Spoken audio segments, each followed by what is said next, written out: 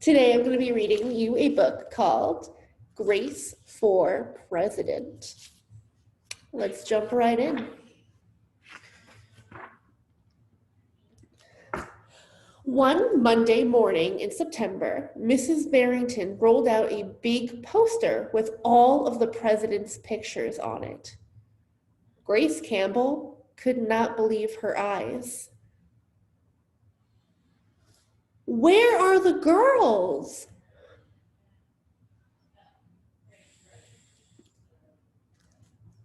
That is a very good question, said Mrs. Barrington. The truth is, our country has never had a woman president. No girl president ever? Grace asked. No, I'm afraid not, said Mrs. Barrington. Grace sat at her desk and stewed. No girls? Who'd ever heard of such a crazy thing? Finally, she raised her hand. Yes, Grace? I've been thinking it over, and I'd like to be president. Several students in the class laughed. Well, I think that's a star-spangled idea, Grace, said Mrs. Barrington.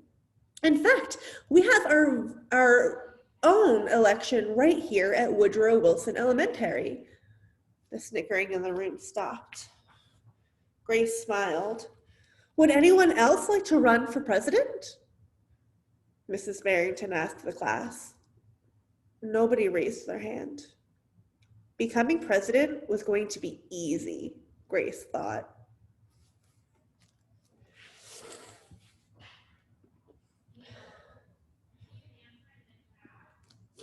The next day, Mrs. Barrington made an announcement. In the name of democracy, I have invited Mr. Waller's class to join our election. Their class has nominated Thomas Cobb to be their presidential candidate. Grace's heart sank. Thomas was the school's spelling bee champion.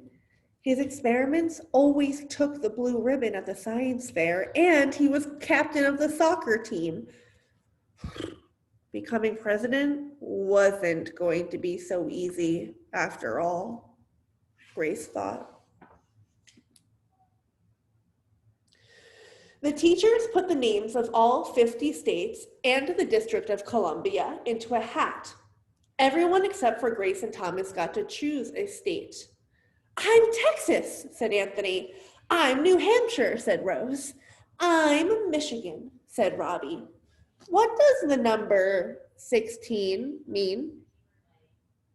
Each state is assigned a number of electoral votes.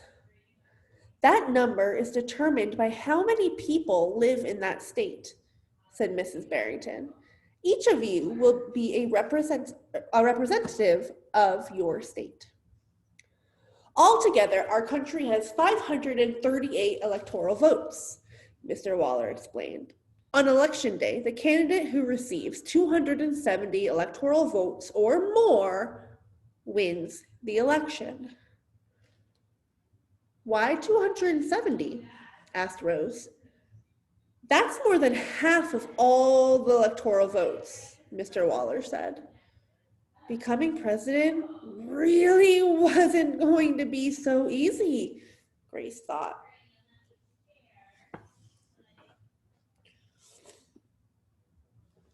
Grace came up with a campaign slogan. Make history, vote Grace Campbell for president. Thomas came up with his own campaign slogan. Vote for Thomas Cobb, the best man for the job. Grace listened to what issues were important to the students, and she made a list of campaign promises. A peaceful school, no bullies. A cleaner school, no littering. Better hot lunches, no more fish stick tacos. Thomas made up his own list of promises. Free tutoring, Free soccer lessons, fish stick tacos every week.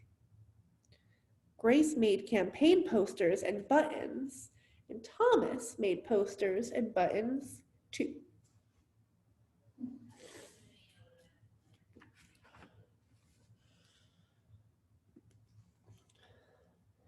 Each week, the teacher set aside time for the candidates to meet with their constituents. Polls were taken. Voters were making their choices.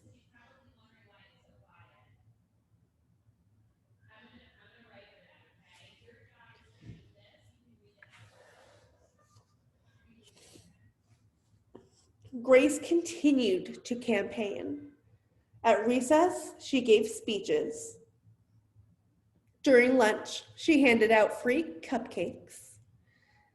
After school, she held rallies.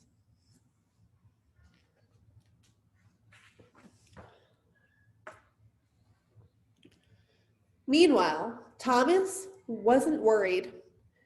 He had cleverly calculated that the boys held slightly more electoral votes than the girls. At recess, Thomas studied his spelling words. During lunch, he worked on his latest science experiment. After school, he played soccer.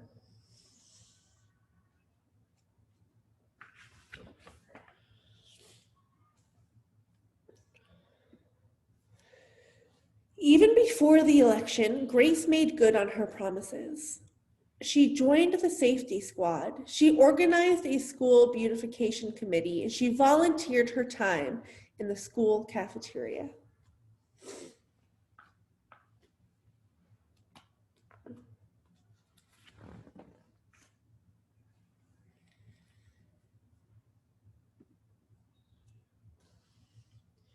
In early November, Woodrow Wilson Elementary hosted a special Election Day assembly. Grace and Thomas took their places on stage as the school band began to play. Henry was the first representative to approach the microphone.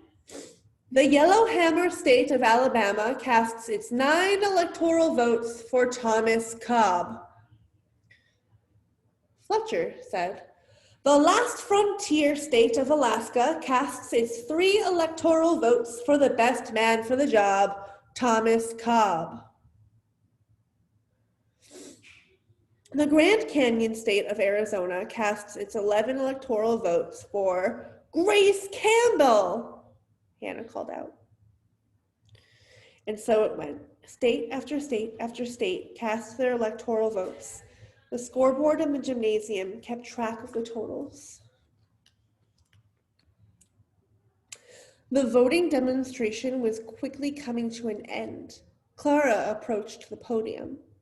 "The Badger State of Wisconsin casts its 10 votes for my best friend, Grace Campbell." Grace looked at the scoreboard. Thomas had 268 electoral votes. She had 267. There was only one state still unaccounted for. Wyoming.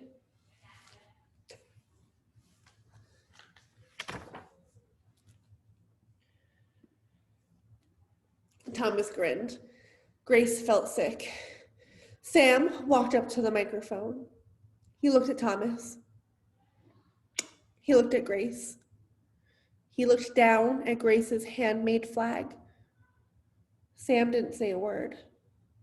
"What are you waiting for?" Thomas whispered. The band stopped playing. All eyes were on Wyoming. Finally, Sam cleared his throat. "The equality state of Wyoming casts its 3 electoral votes for Grace Campbell." The gymnasium erupted with loud cheers and a few boos. Mrs. Barrington approached the podium. "With 270 electoral votes, the winner is Grace Campbell." Thomas looked stunned. Grace hugged Sam. Why did you do it? She asked. Sam handed Grace his flag. Because, he said, I thought you were the best person for the job.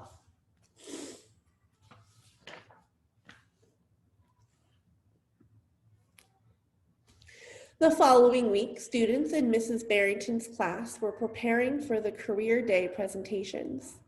Grace volunteered to go first.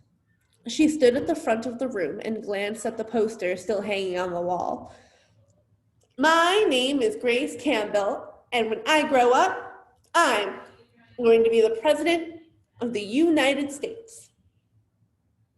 This time, everyone believed that she would.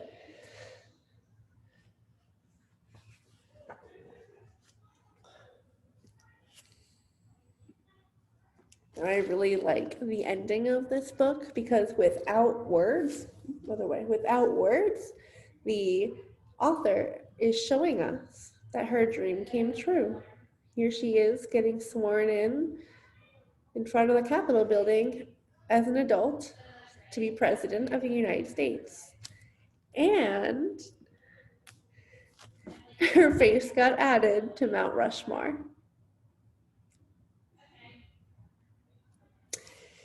So Grace really wanted to be president, and she did everything she could to be president. My question for you is, would you ever like to be president? Why or why not? Please give specific reasons why you would or why you would not like the job of President of the United States.